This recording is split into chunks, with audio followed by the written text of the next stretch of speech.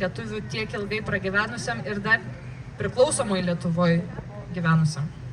Dabar jaučiuosi jau kaip iškasena tiesiog, ne? Tiek ilgai pragyvenusi iškasena. Mėlyje, mes turim nuostabią tradiciją susirinkti čia šitam amfiteatre kiekvienais metais. Taip, vienais metais kartais nepavyksta, kartais pavyksta.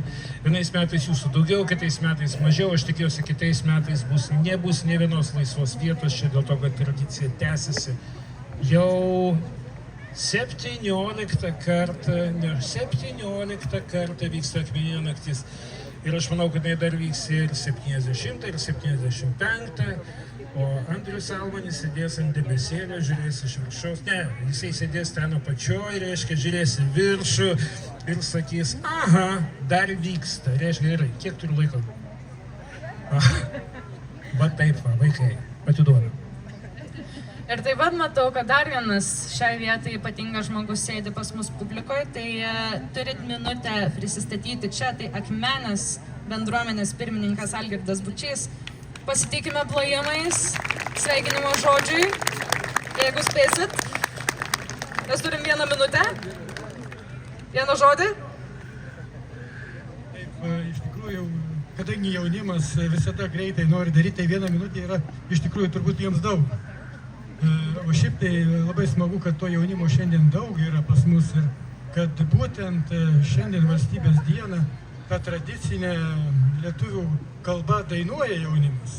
Tai yra labai svarbu, nes mums svarbu yra puoselėti savo kalbą, savo kultūrą ir kad šiandien giedosim himną lietuvių, visa mūsų čia didelė minia. Tikiuosi, kad tas tęsis dar daug metų, todėl kad jaunimas yra mūsų. Giedam.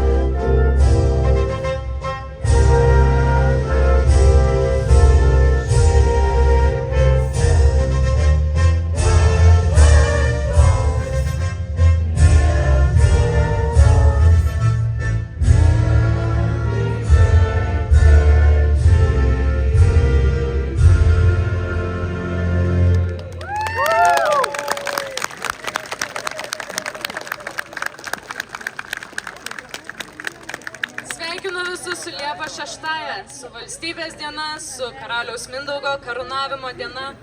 Atsiprašau, Algirdai, kad jūs pertraukiau, galite užbaigti savo sveikinimo žodį. Bet ačiū dar kartą jums svečiams. Ir tęsiame koncertinę programą. Grupę neperskaitau, ženkit atgal į sceną, nes girdėjau, kad dar neužbaigėt